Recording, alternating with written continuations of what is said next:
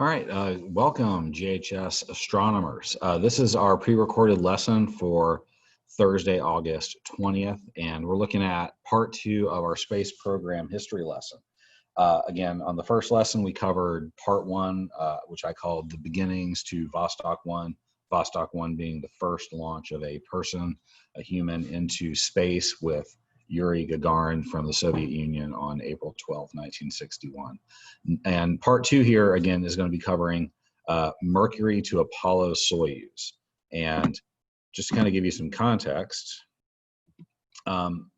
this lesson and the 2 other parts that are going to come next, I sort of, this whole time period, basically from Vostok onward, I break down into sort of 3 sections. So like it says here, going forward, we are going to divide the history of crewed space programs into 3 main chronological periods.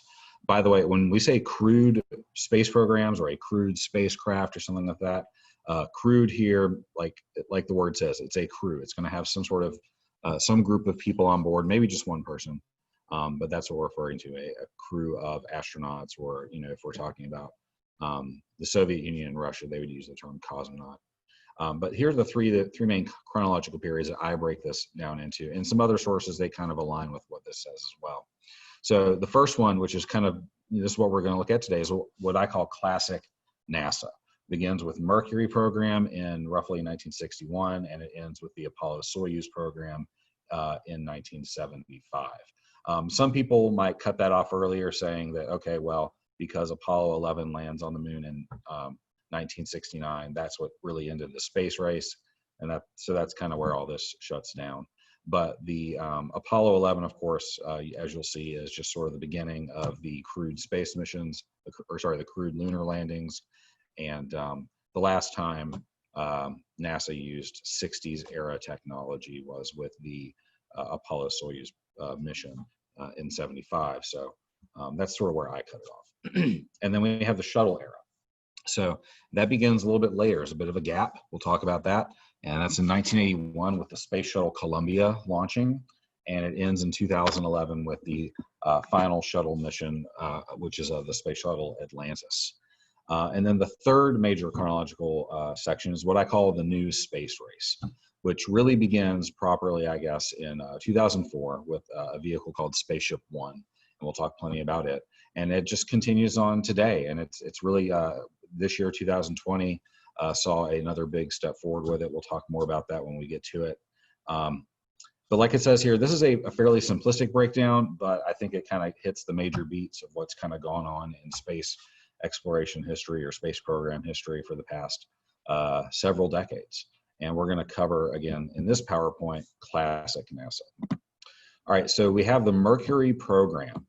And sorry, just trying to get my little Zoom camera box position for us. The Mercury program is a big deal. It was at the time, of course, it was an even bigger deal because this was America's first crewed space program, putting astronauts into space. And it was our answer to Vostok. Again, in April of 1961, Yuri Gagarin gets into orbit. That's a huge, huge accomplishment for the Soviet Union. And it did not look good for the American federal government. It made it look like, man, they beat us to this major milestone. They had already beaten us to Sputnik with an orbiting satellite. They had already beaten us to putting living creatures successfully in space. And then they also beat us to the first astronaut in space, or cosmonaut in Gagarin's case. So Mercury got really fast-tracked, got a lot of publicity, ended up selecting 7 pilots from the various armed forces, and they were called the Mercury 7, kind of a pretty common sense sort of name for the group. And all of them flew except, let me rephrase, all of them flew during the Mercury missions except for Deke Slayton, and he ended up being grounded for medical reasons related to his heart. Yes, that's correct. Sorry, there's other medical issues with astronauts, and I got a little confused for a second. But we'll come back to Deke later. He plays a major role throughout the rest of the classic NASA time period. So anyway, the Mercury program, what it basically involved was a single pilot capsule and that's our term here for a little spacecraft. Again, like Vostok. Vostok was also a type of space capsule. And the Mercury capsule launched on top of either a Redstone rocket, which was used for the first couple of missions, or later the Atlas rocket, which was more powerful and used for, as we'll see, the orbital flights. And the capsules, unlike Yuri Gagarin's Vostok capsule, where he just ejected with an ejectable seat with parachutes and then parachuted it down freely to the ground, these capsules would splash down into the ocean. And of course, people know about the association of places like Cape Canaveral at the Kennedy Space Center, where all those launch pads are located. And that's part of the reason why they're located there, is so they could use this splashdown technique, because they could launch the rockets just straight out over the ocean water. And then they would fly in with helicopters to get the astronauts, and then the helicopter would land on a ship, and the ship would come back into shore. You see the different program patches here. These are, the one in the center is the generic Mercury program patch. It's got the Greek symbol for Mercury, or you can call it the astrological symbol for Mercury, with a 7 in the center. Now, again, you'll notice only 8 patches around it, and again, those represent the patches for the missions that successfully flew. That's skipping over Slayton. All right, so first big step for America with an astronaut in space is MERCURY-REDSTONE 3. This is on May 5th, 1961. So just the 1 month, the next month later in 1961, we do get Alan Shepard into space. And I don't want to phrase this like MERCURY-REDSTONE 3, Shepard's mission. It was not a response mission to Yuri Gagarin getting into space. This was already in motion. It's just that NASA didn't make it up into space in time compared to Gagarin's Vostok 1. So it's not like they literally came up with the Mercury program weeks after. So I don't want to too much mischaracterize the program. But it was, again, Mercury was America's version of Vostok, if you want to think about it that way. So Alan Shepard was a Navy pilot. A lot of these guys, they were the right age to have fought in World War II, some of them in Korea. And, a lot of them were also test pilots as well. But anyway, Alan Shepard, huge personality, became very well known as the first American in space. Again, his rocket launch was, like the name suggests here, MERCURY-REDSTONE 3. It did use a Mercury capsule with the Redstone rocket. Now, the implication of this is that the Redstone rocket is the smaller of the 2 rockets used in the Mercury program, and it only had enough power to provide for what we call a suborbital flight. And what that means is that basically it was kind of like a big projectile or cannonball sort of shot. They launched the vehicle and it kind of went up and over. And you can see that in the design of the mission symbol. It's launched from down there in Cape Canaveral in Florida and goes up and back down again. It's a parabolic arc type of profile. And so like it says, he did not orbit the Earth. It was a very short mission, lasted about 15 minutes altogether. So very, very exciting and nerve-wracking 15 minutes, I'm sure. What's kind of interesting, though, another distinction between this and Vostok 1 is that this was not a completely automated flight. Shepard himself did have to pilot the capsule for part of the flight. And that's actually something that he and the other Mercury 7 insisted on. The designers of the capsules, the engineers who worked on it, they didn't even want a window on the capsule because it would save weight if they didn't include it. And that's because they didn't want the pilots piloting it. They basically just wanted them along for the ride, which truly is how Vostok 1 was handled. And again, you can argue about the merits of that being a safer method and so forth. And those are legitimate arguments. But that's not where they decided to go with the Mercury program, because they did have these talented pilots and they decided to use their skills in this situation. The name of the capsule itself is called Freedom 7. So that's our first astronaut in space, first American astronaut in space. And then not too much later, just earlier the next year, February 20th, 1962, we have the next major milestone. This is actually not the second Mercury mission. We'll come back to that one in a moment, but the first American to orbit the Earth. So this is us, actually, this is still kind of America catching up to Vostok 1, because don't forget, in Vostok 1, Gagarin did make one complete orbit around the planet. But the first American to do so was John Glenn, and he was a Marine Corps pilot. He was aged 41 by the time of this mission, and his flight did allow for 3 orbits. And the height of the orbit meant that it took almost 5 hours. So 4 hours, 56 minutes orbiting around the Earth 3 times. And his capsule was named Friendship 7. And you can see in the design of his patch, it might be a little faint to see, but he's got 3 little white lines etched around the globe there to represent his orbital path. And John Glenn, he's an interesting figure in both spaceflight and American politics. We'll talk a little bit more about him later on in part 3 in our next class or next lesson. So we'll come back to that. Oh, and the mission itself was called Mercury Atlas 6. All right, so the other Mercury missions, because again, those two, John Glenn and Alan Shepard, they were the ones who really kind of set the big milestones for the Mercury program, but the other missions, just here's who was involved and what the names and the dates of the missions were. So the second mission, this is actually between Alan Shepard and between Alan Shepard and John Glenn, and that's MERCURY-REDSTONE 4, and that's this one right here, the second image, and that's Liberty Bell 7 is the name of the capsule, and it was launched on July 21st, 1961, and the pilot, or the astronaut rather, was Gus Grissom.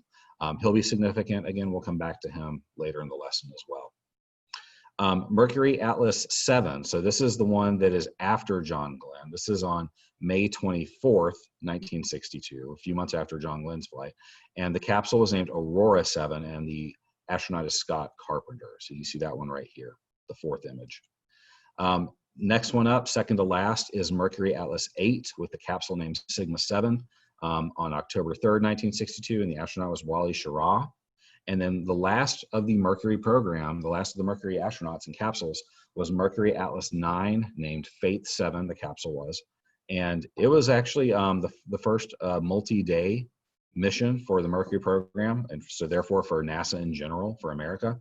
And so it was just one day, May 15th through 16th, 1963, with Gordon Cooper. And he would, a lot of these names are well known just because they're in the Mercury 7. Some of these guys would move on to further participate in NASA. Some of them would not. And by the way, here's a picture of, this is from Kennedy Space Center. I took this earlier this summer. That is the Sigma 7 capsule right there. I don't necessarily know why it's mated to a Redstone rocket replica. Maybe they did some Redstone test flights with it or something. But either way, I still think it was a pretty cool shot, and I wanted to share that here. All right, one other sort of side note I want to bring in here before we move on to GEMINI, which is the next major program for NASA, is the Air Force. We kind of talked in the last lesson about how the federal government sort of, at the beginning of the space race, they really were trying to get these milestones hit, like the first satellite and all that kind of stuff. They were trying to get these milestones hit before the Soviets would. And so they were kind of putting their eggs in a lot of different baskets, promoting different teams, usually different branches of the military, to try and, get their own space programs going so that one of them would get to space quickly. And one consequence of this was that the Air Force, apart from NASA, was developing their own crewed space program. And part of that involved testing whether or not airplanes could be used to take astronauts into space instead of capsules. And there was a lot of argument kind of between the two. NASA obviously went the capsule route. So did the Soviet Union with Vostok and most of its later programs. But anyway, one sort of stepping stone toward the possibility of using aircraft to put astronauts into space was something called the X-15. And you may have heard of the X-planes before. As a group, they're fairly well known, and there's a lot of interesting entries in the X series of planes. Some of them are not as interesting. But the X-15 is one of the big ones because it set a lot of important records. And it ran from 1959 to 1968. So it really overlapped, and it preceded the Mercury program, first of all, in terms of actual flight dates anyway, and overlapped with it, and really kind of ran up until Apollo was going. So anyway, the X-15 itself was a rocket-powered airplane that the United States Air Force used to set both speed and altitude records that were held for decades. 8 of its 12 pilots flew high enough to be given astronaut wings. Again, that's by the American standard of, what is it, 50 miles up, I believe? Yeah. And anyway, what they would do is, unlike most typical airplanes take off from a runway on the ground, the X-15 didn't do that. Instead, they would attach it underneath the wing of a large B-52 bomber like you see here, and they would launch it from the air once the B-52 was going high enough and fast enough. And the X-15 itself, also, it was rocket powered. Most airplanes are not powered by rocket engines. They might use propellers, like you're familiar with if you've seen small planes around, or of course jet engines. But the X-15 was a rocket engine, and that's because at the time only rocket engines could be designed to produce the most extreme speeds possible. So, excuse me, the first flight to reach space was by an astronaut, and because that's what we would call him. He made this record possible. Robert White, that's him here, on July 17th, 1963. Making him the 5th American in space. And that's kind of an interesting statistic because, again, he's the 5th American in space, but he's not a NASA astronaut. He's an Air Force astronaut.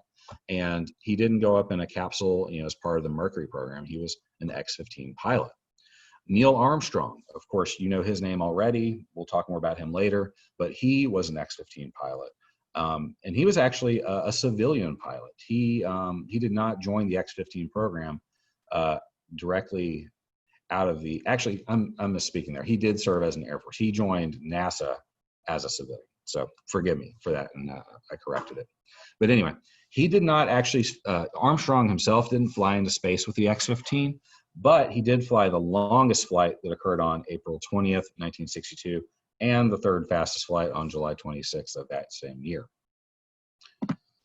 All right, next major milestone, the first woman in space. And we're swiveling back to the VOSTOK program in the Soviet Union.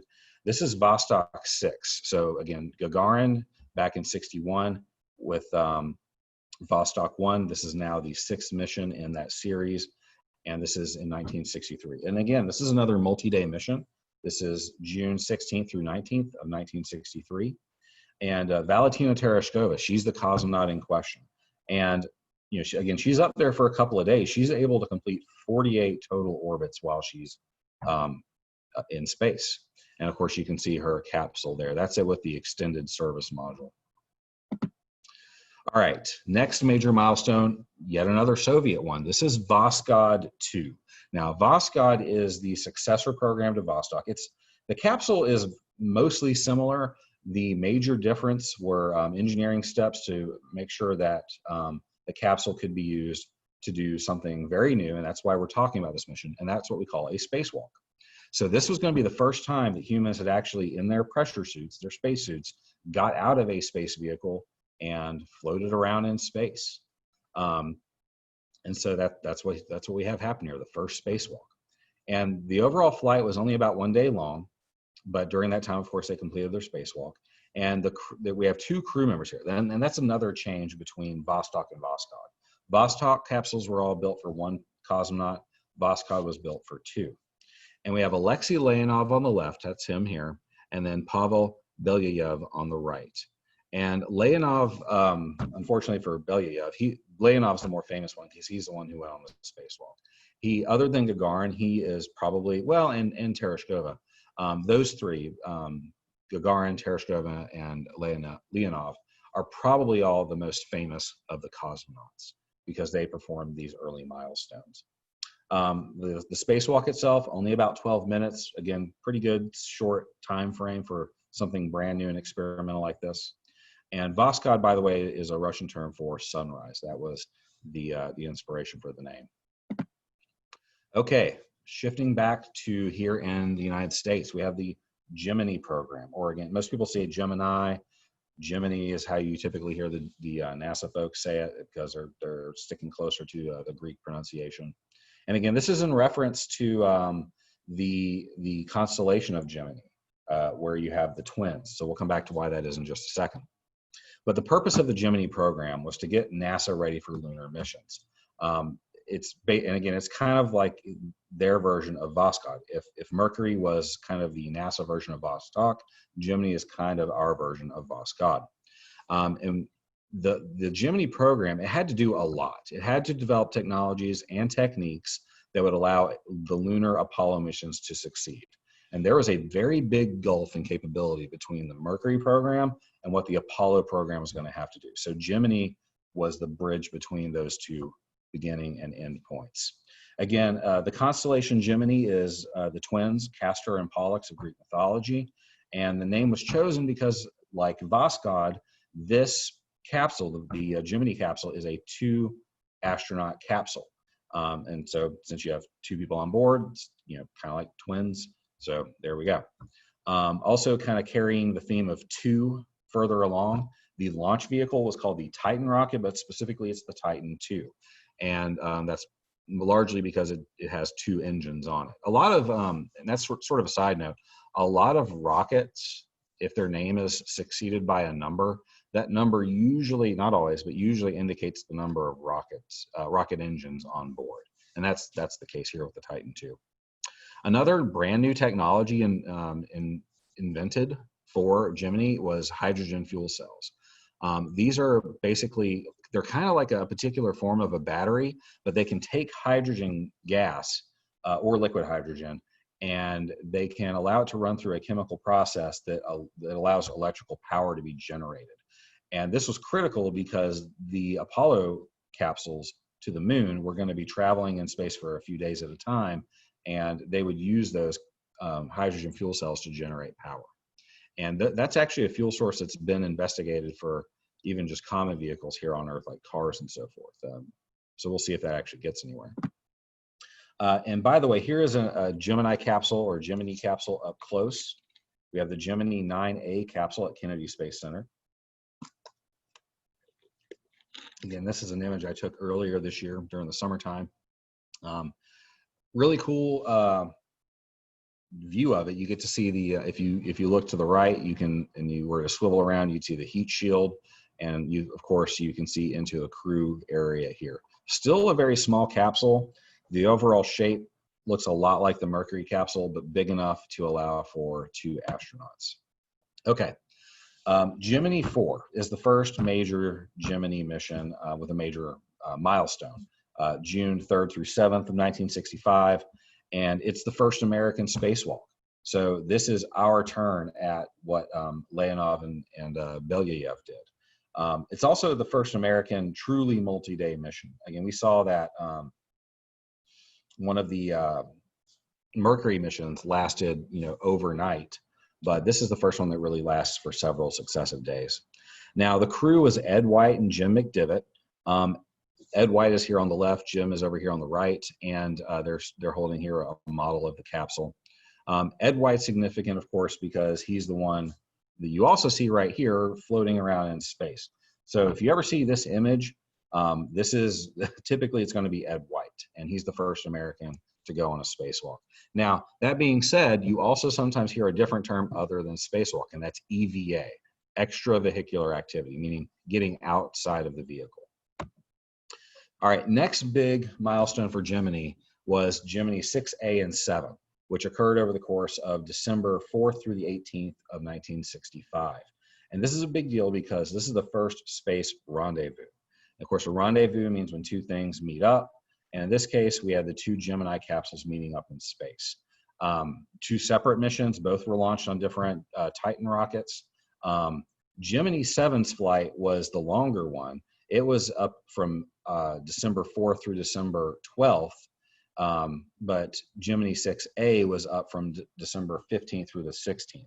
Now, if you go, and there's a certain documentary, I can't remember exactly which one it is, but the crew of Gemini 7, which is Frank Borman and Jim Lovell, they were not really happy to be up there that long, and that was not really planned either. They that was sort of an accidental thing, and the length of time that they were up there, and you can find footage of them talking about how uncomfortable it was being in this capsule for that many days. Anyway, the Gemini 6A crew was Wally Schirra and Thomas Stafford, And again, Wally Schirra, you'll notice his name, he's one of the Mercury 7. So he's flying again in the Gemini program. All of these other guys are from sort of that second generation, this Gemini generation of astronauts. And so are the guys on Gemini 4. But Frank Borman and Jim Lovell, they'll come back again. Their names are significant. One thing I should also mention before continuing. The reason why this rendezvous is so significant is because the design of the Apollo missions was such that they were going to have to use 2 different vehicles in space and link them together to get to the moon. They were going to have the astronauts in one section, kind of like well, it's another capsule. It's the Apollo capsule, and which was called the crew module. And then later they would use the lunar module to actually land on the moon. And to be able to link those 2 vehicles together, a rendezvous was critical. So this mission helped prove that that could actually happen. Now, one other thing I will point out, these 2 spacecraft on this particular instance did not literally link together. That would come pretty soon. But this was the first time they could literally get within feet of each other in space. All right, now here's the first actual docking between 2 spacecraft. This is Gemini 8, March 6, 1966. That's at least the date, the important date in question. And the crew is Neil Armstrong. This is his first NASA mission, and David Scott. And they docked with something called the Agena target vehicle. It was an unmanned vehicle. You see this long tube-like structure here. That's it. And they would launch it on another rocket. I believe they actually launched it on, I think that was launched on an Atlas rocket, if I'm not mistaken.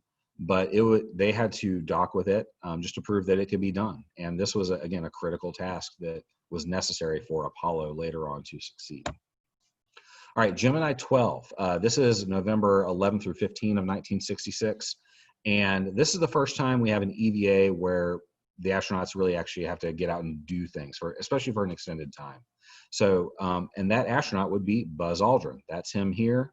Now Buzz Aldrin, as of the recording of this video, he's still with us. And a lot of times he'll post this and he'll comment about how it's the first selfie in space, that sort of thing. And here's a photo of him taken by Jim Lovell, the other astronaut. Again, you might recall his name from right here with the Gemini or Gemini 7 capsule. So he flew more than one Gemini mission. And Gemini 12 is the last of the Gemini missions.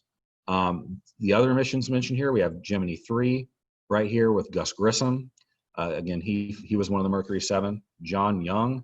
Now, John Young we'll talk more about tomorrow. He is one of the sort of unsung heroes of early NASA. He's a significant figure.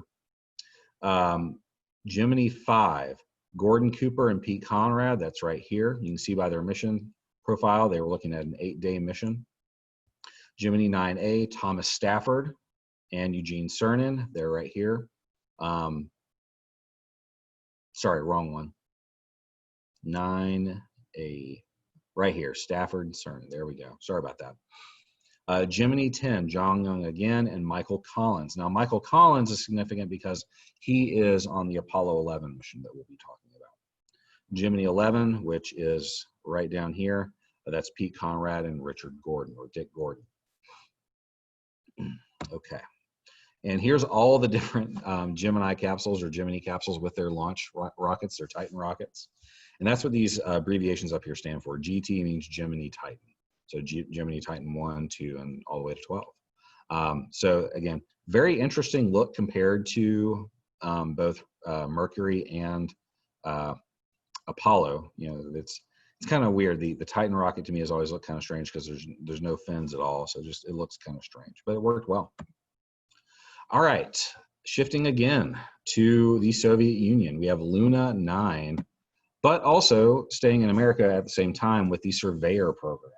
So before we could get people on the moon, we had to kind of test and see if we could actually get other things on the moon safely. We already saw in yesterday's lesson that Luna 1, a Soviet space probe, was able to literally crash land on the moon.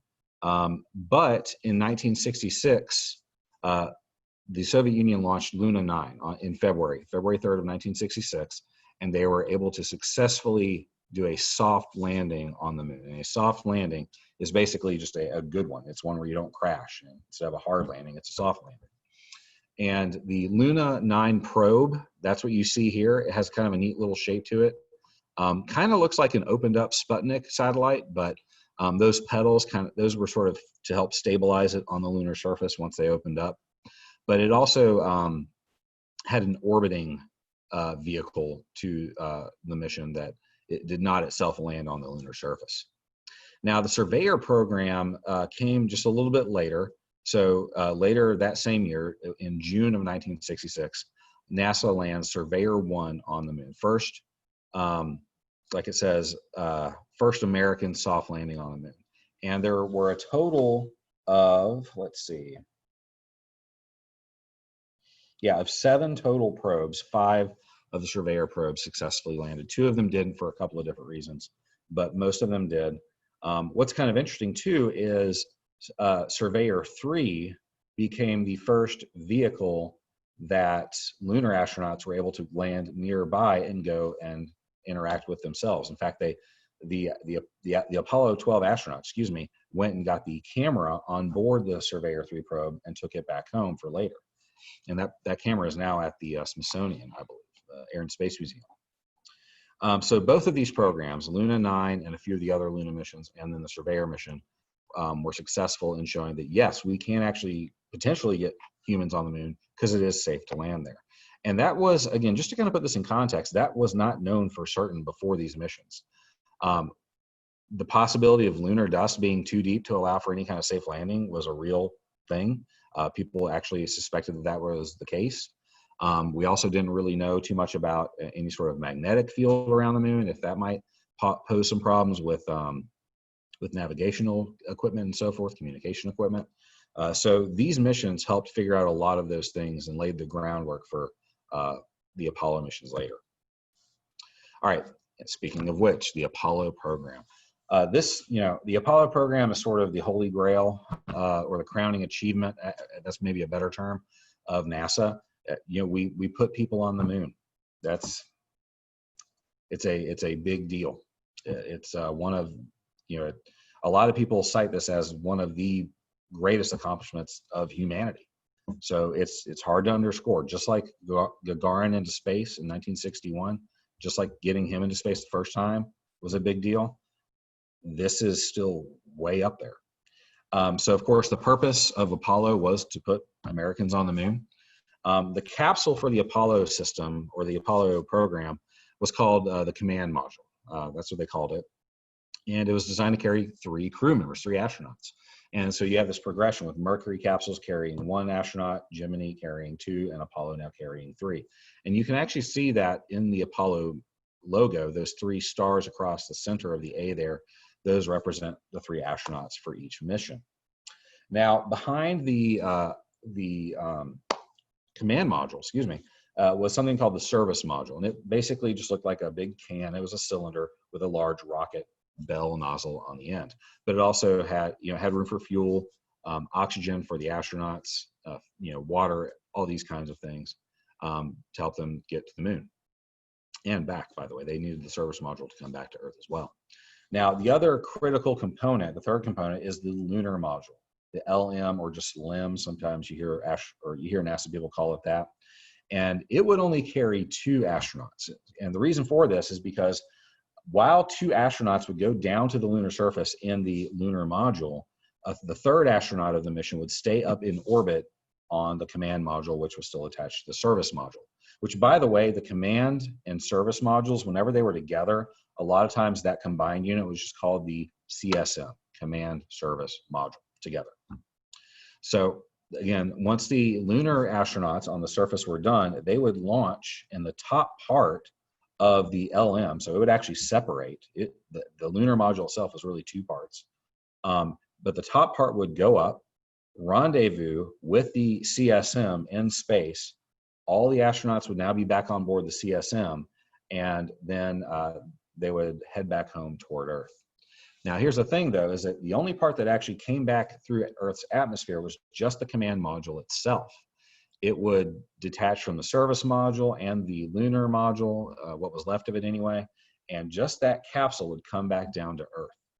And the launch vehicles for the Apollo program were the Saturn I, the Saturn 1B, and most importantly, the Saturn V. Now, just taking a look at all this stuff for a moment. So again, here's the whole complex together. This is the CSM, because you see the triangular or conical command module here. The cylindrical section here in the back with the big bell nozzle, that's your service module. But again, together they're called the CSM. The lunar module is here. And again, this shows you how it would attach to the CSM. But again, the lunar module is, like I mentioned, it's divided into two parts. We have an ascent stage, ascent as in to go up. That was the top part here, the sort of polygonal looking structure. And then you have the descent stage, excuse me, I'm not speaking too well.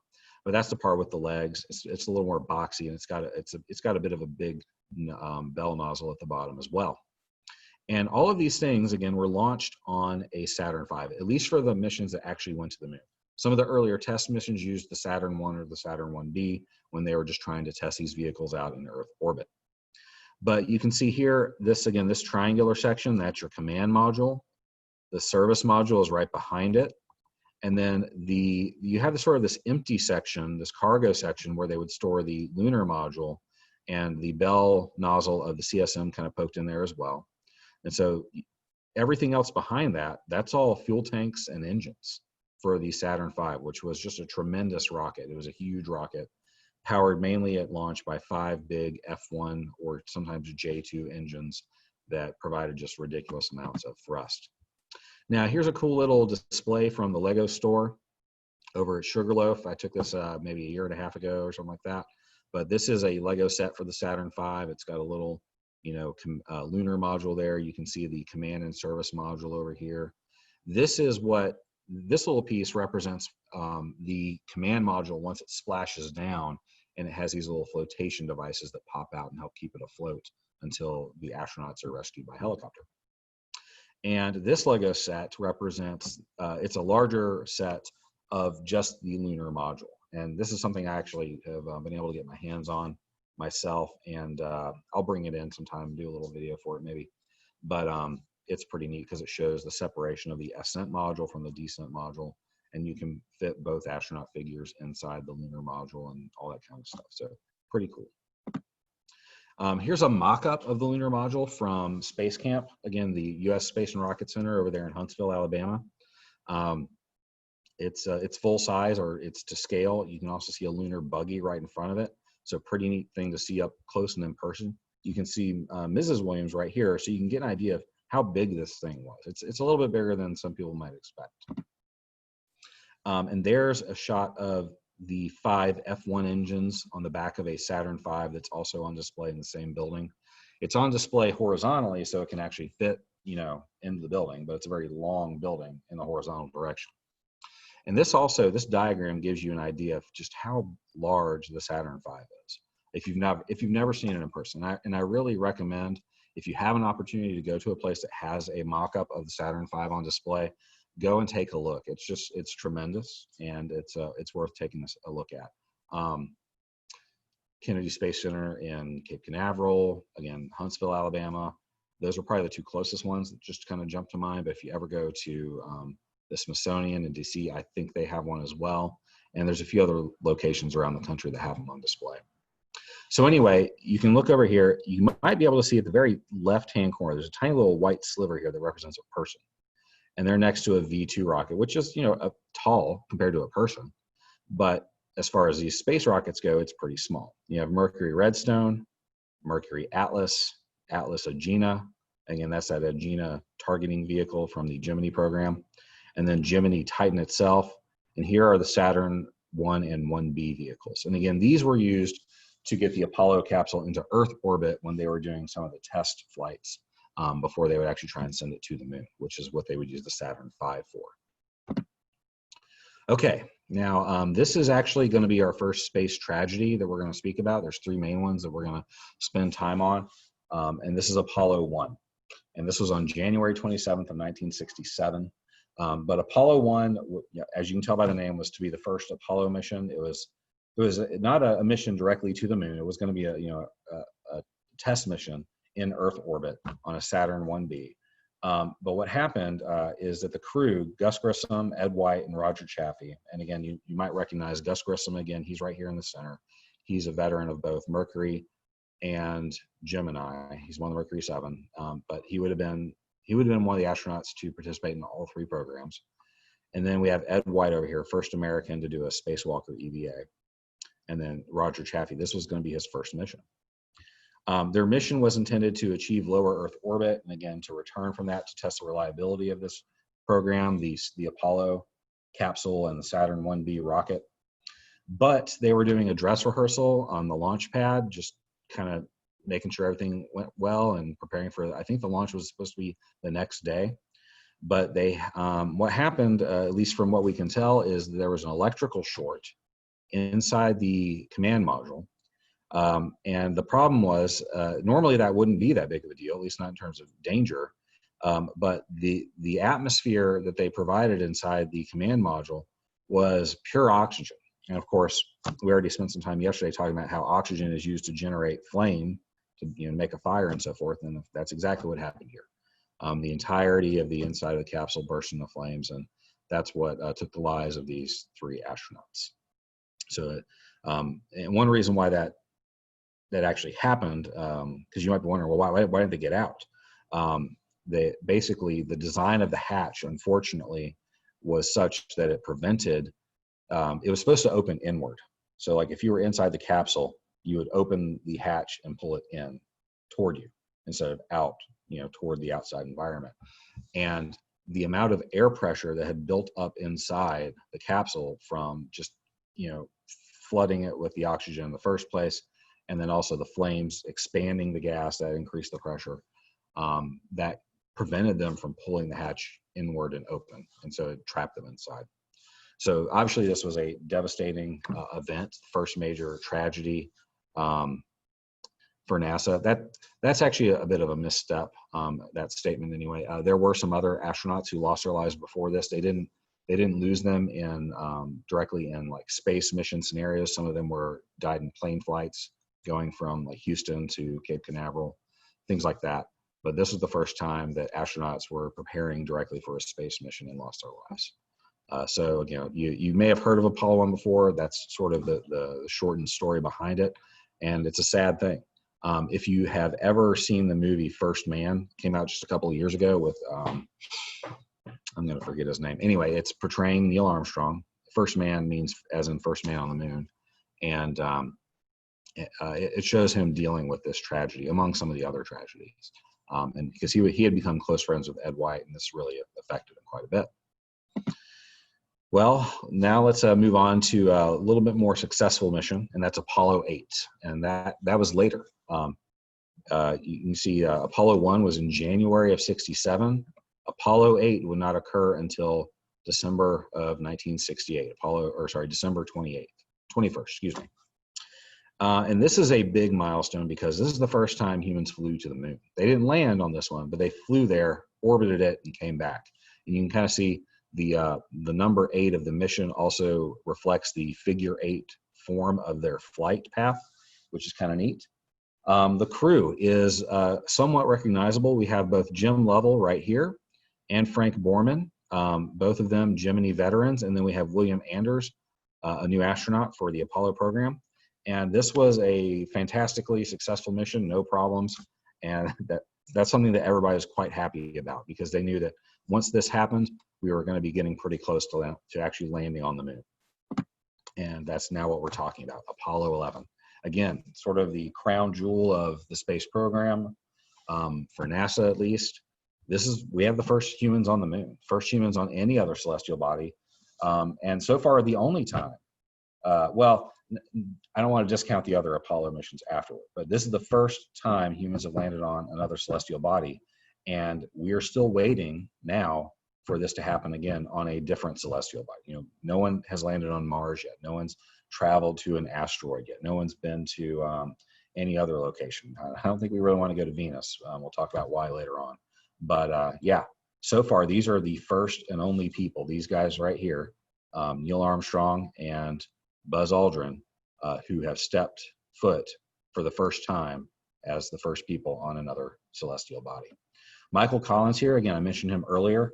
He was the astronaut who stayed on board the command and service module, orbiting by himself for you know, a couple of days waiting for the two moonwalkers to come back. So that was a significant task in and of itself. And one other thing I will mention real quick, just a documentary came out last year being 2019, early in the year, called Apollo 11. It's a documentary about this flight. And what's really cool is it's made up of actual footage taken from the time, and it's done in a chronological sequence, and it starts right before the launch and goes all the way up until they get back home. And it's really well done. If you have a chance to check it out, you know, it's available at least on Blu-ray. I have my own copy. You can probably find it streaming somewhere as well, but I really recommend you take a look at it, especially if you like, you know, real footage documentaries, and not so many narration or narrators. It kind of just lets the audio of the people involved speak for itself. It's really well done. Now, the crew, Neil and Buzz specifically, they landed in what we call Mare Tranquillitatis, which is the Sea of Tranquility. That's what it means in English. It's a Latin name. And again, we'll talk later on when we talk more about the moon about why some of these locations are named the way they are. But Armstrong, of course, is the first person to step on the lunar surface, followed not too long after by Buzz Aldrin. And we mentioned again that Collins remained in orbit, waiting for them to return. And the command module was named the Columbia, and the lunar module was named the Eagle, which that part's a little more famous because, of course, you've heard the phrase, Houston, the Eagle has landed, which, of course, that's reflected in their mission patch design. And again, when I made this particular PowerPoint in 2019, last year, that was the 50th anniversary, summer of 2019. So in 2020, when I'm making this video, that's the 51st anniversary. And we've got some pictures here. You know, here's the landing site in the Sea of Tranquility. Here's a picture of, this must be Buzz Aldrin because he doesn't have the red commander stripe on his helmet. That's something you can use to kind of visually distinguish them between the two. Armstrong has a stripe down the middle of his helmet. And here now is Apollo 13. So we're jumping ahead a little bit. Apollo 13 is a big deal because it was almost a tragedy. And thankfully it wasn't. If you've ever seen the movie, or let me rephrase, if you've never seen the film Apollo 13 it stars Tom Hanks, I really recommend you watch it. It's a great mission because it is a drama. You know, it tells a story, you know, full of life and death scenarios and that kind of thing. But it's really well done just because it's very realistic. You know, it depicts a real NASA mission. It's not sci-fi or anything like that. And it shows how a bunch of people came together to help save the lives of these astronauts. So what astronauts? Well, Jim Lovell, he's back again. This was the first time he was going to be commander on a Apollo mission. And of course, he was on Apollo 8. We mentioned it a few minutes ago. Jack Swigert, that's usually how his name is said. He replaced another astronaut named Ken Mattingly, who was grounded for medical reasons. And again, if you've seen the film, that's pretty significant. Kevin Bacon plays Jack Swigert. And I should mention Tom, what's his name? Anyway, Jim Lovell is portrayed by the lead actor, Tom, whose last name I can't remember all of a sudden. But Fred Hayes, he's also on board. He's played by Bill Paxton, if you know him from the Aliens sequel, and lots of other things. He was in Terminator movie and lots of other stuff. But this was intended to be the third lunar landing. Apollo 12 would have been between Apollo 11 and 13. But on their way to the moon, they had an oxygen tank explosion in the service module. And you can see the big chunk it took out right here. And it prevented the crew from completing their mission. And so their trajectory around the moon makes them the humans to have traveled farthest from the Earth to date. They survived several life-threatening problems during the trip, like the possibility of poisoning themselves with their own breath, like their own CO2 was building up to dangerous levels because of how much time they were spending together in the command module. But anyway, you really go see the movie if you haven't, because it gets into all of that stuff, and it's just a fantastic story. And it's a real story. All right, the other Apollo missions, just kind of clip through these real quick. Apollo 7 is the first successful crewed Apollo mission. So we kind of skipped over that. We went to Apollo 8 after Apollo 1. But this occurred in 1968, and it docked with a practice lunar module in orbit. Apollo 9, so after Apollo 8, it did tests with a live lunar module, including boarding and piloting it in Earth orbit. So even though Apollo 8 did fly all the way to the moon, Apollo 9 did not. It stayed in Earth orbit area. Apollo 10, this is perhaps, at least for the astronauts involved, maybe the worst mission to be on, because they did everything that Apollo 11 did except for landing on the moon itself. They got in their lunar module.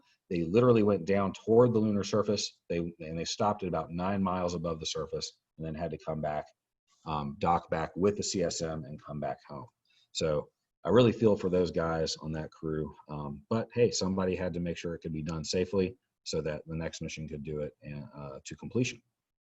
Apollo 12, second mission, they landed within walking distance of the previous lunar probe, Surveyor 3, mentioned that earlier. Apollo 14 did seismic studies, and this is also Alan Shepard's return to space. This is his first mission since his Mercury mission. He skipped Gemini entirely due to some medical problems, but he was able to come on board Apollo 14. Apollo 15 was the first time they took the lunar rovers to the surface and got to actually drive around on the moon, which just sounds really fun. And they got to travel up to 6 kilometers away from their lunar module. Apollo 16 is when they landed in the highlands, which are a different type of landform area than the Maria that we talked about. And that was a big deal for a few specific reasons. And if I'm not wrong, that is John Young's mission. And again, we'll talk more about him tomorrow. But Apollo 17 is the last one. It was in December of 1972. And it was the first one to actually bring a true scientist to the moon, a geologist, to study the rocks there. And there were supposed to be a few other Apollo missions, I think up to maybe 21, at least 20. But they were all canceled because of government kind of shutting the program down. They kind of felt that the program had sort of done what it needed to do, and the American public was not as interested in the lunar missions by the time of the 4th, 5th, 6th missions and so on. So the government sort of responded with that, or from that, and kind of moved on from Apollo, at least in terms of lunar missions. By the way, there's the Apollo 16 capsule. Again, that's something else that you can also see in Huntsville. And here are all of the different rockets. Now, hopefully, one thing you'll notice here is at the very end, you have SKYLAB 1. This is a Saturn V rocket, but it is not launching an Apollo capsule. It's launching a space station. We'll talk more about that in a moment. One other thing I'll mention is that Apollo 6 was an uncrewed test mission, and the capsule for that is very nearby. If you go to the Fernbank Science Center in Decatur, it's on display there. And I actually I took a picture of that on our field trip last year, and I should have put it in here. Kind of skipped my mind, but I'll make sure to share that on eClass.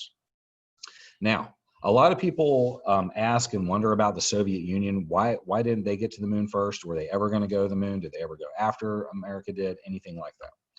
Well, so here's sort of the short and quick version of the Soviet lunar program. As evidenced by Luna 9, the USSR clearly intended to fly cosmonauts to the lunar surface. Obviously, they wanted to beat us to this milestone, just like they had to many others. And their plans included both just some lunar flyby missions, kind of like Apollo 8, using a special variant of what we call the Soyuz spacecraft.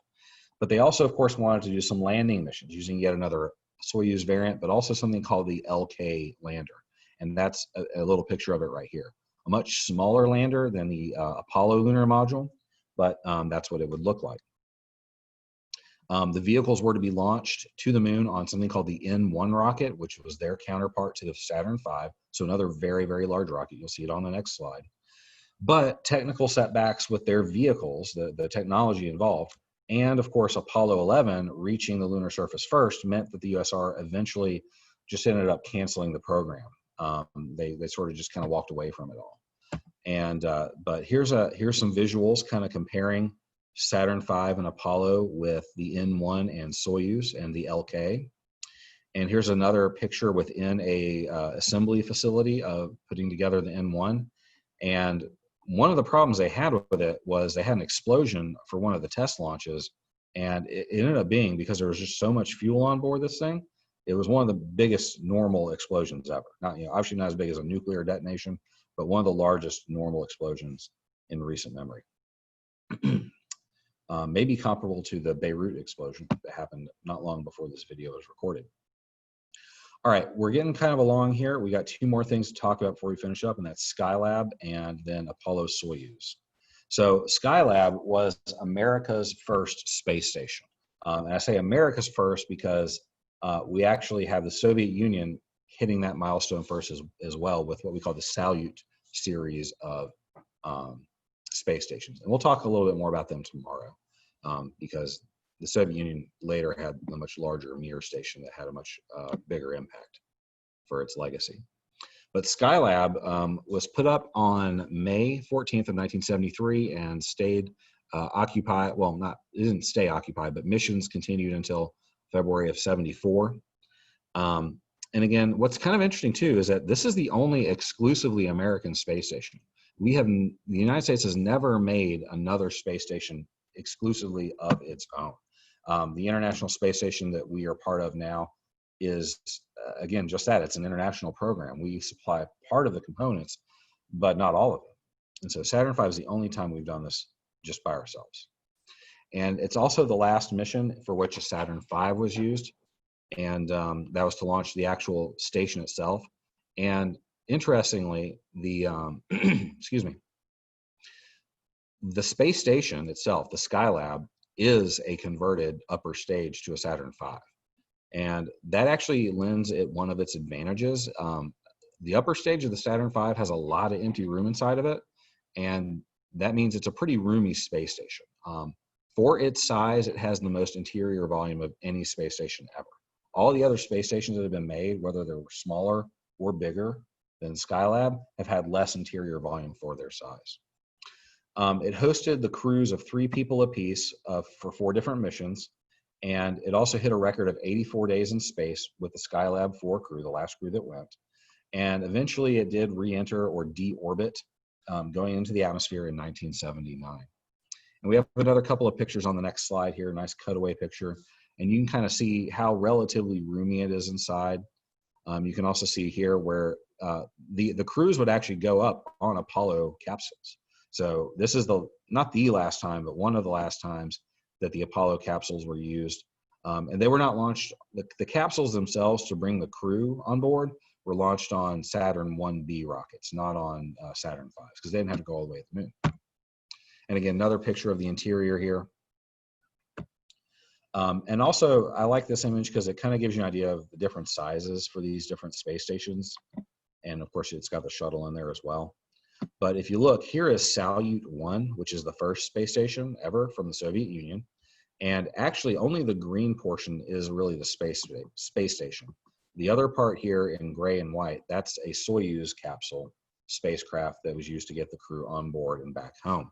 So pretty small compared to SKYLAB. Salyut 7 is over here. I believe that is the last of the Salyut series. And then Mir was the largest exclusively Russian, Soviet/Russian space station. And until the International Space Station was the biggest one ever in overall size. Again, SKYLAB, biggest interior volume for its size, Mir, largest overall size. And of course, the ISS is the biggest one and is still currently used. We'll talk more about that tomorrow.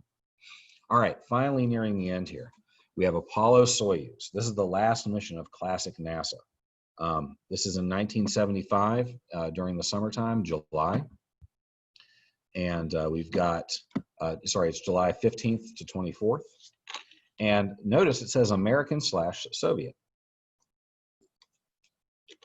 And that's because it's the first joint mission between the United States and the Soviet Union. Not the last, definitely the first. And the crew is Thomas Stafford, so he's a veteran. He's been on some previous missions. Vance Brand, I think this was his first.